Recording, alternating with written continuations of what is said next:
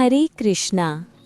प्रिय भक्तों, आप देख रहे हैं आपका अपना भक्ति चैनल करिश्ना करिश्ना। आज हम चल रहे हैं पुरुषोत्तम मास महात्म्य कथा अध्याय 14 की ओर। ये वही दिव्य मास है जिसे स्वयं भगवान ने अपना नाम देकर सबसे श्रेष्ठ बना दिया है। पुरुषोत्तम मास का दिव्य रहस्य।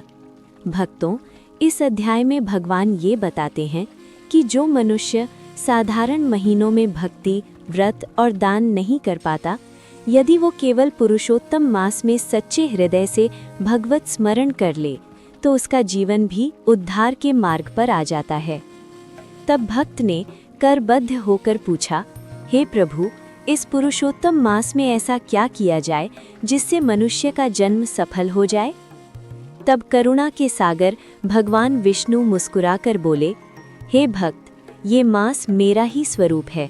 इस मास में किया गया थोड़ा सा भी धर्म साधारण समय के हजारों वर्षों के पुण्य के समान हो जाता है।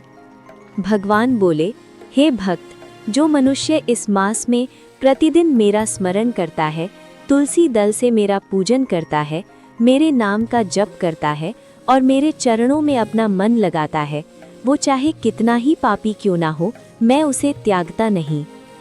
हे भक्त, इस मास में किया गया दान, जप, व्रत, स्नान और कथा श्रवण सब कुछ सीधे मेरे लोक में पहुंचता है। फिर भगवान ने कहा, हे भक्त, यदि कोई मनुष्य बूढ़ा है, रोगी है या निर्धन है और बड़े बड़े यज्ञ, दान और व्रत नहीं कर सकता, तो भी यदि वो इस मास में केवल मेरे नाम का सहारा ले ले, तो मैं उसके सभी दोषों को भस्म कर देता हूँ। तब भक्त ने फिर पूछा, हे प्रभु, इस मास में किस रूप का स्मरण किया जाए? तब स्वयं भगवान श्री कृष्ण का स्मरण कराते हुए भगवान बोले, हे भक्त, मैं ही इस मास में पुरुषोत्तम नाम से पूजित होता हूँ। जो मुझे पुरुषोत्तम जानकर भजता है, वो मेरे हृदय के अत्यंत समीप हो जाता है।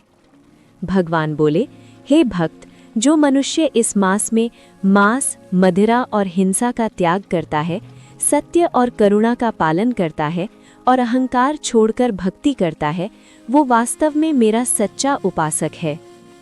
हे भक्तों, इस अध्याय में भगवान ये भी कहते हैं, इस संसार में मनुष्य बार बार अपने पापों के कारण गिरता है, परंतु पुरुषोत्तम मास उसके लिए उद्धार का सेतु बन जाता है। भगवान कहते हैं, हे भक्त, जो इस मास में एक भी दिन पूरे भाव से मेरा स्मरण कर ले, उसका जीवन व्यर्थ नहीं जाता। पुरुषोत्तम मास में क्या अवश्य करें? अध्याय 14 का सार। भक्तों, इस अध्याय से हमें ये शिक्षाएं मिलती हैं। प्रतिदिन भगवान विष्णु या भगवान श्री कृष्ण का स्मरण, तुलसी से पूजन, नाम जप, हरे कृष्ण कृष्ण कृष्ण हरे हरे, हरे राम राम राम हरे हरे, सात्विक भोजन, यथाशक्ति दान, कथा श्रवण। भगवान स्पष्ट कहते हैं, हे भक्त, पुरुषोत्तम मास मेरे लिए नहीं, तुम्हारे उद्धार के लिए है। समापन करिश्ना करिश्ना चैनल के लिए। प्रिय भक्तों, ये थी पुरुषोत्तम मास महात्म्य कथा अध्याय 14।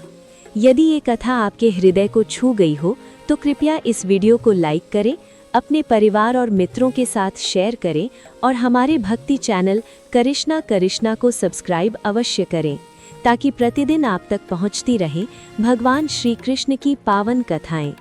इसी प्रार्थना के साथ जय श्री कृष्ण। हरे कृष्णा।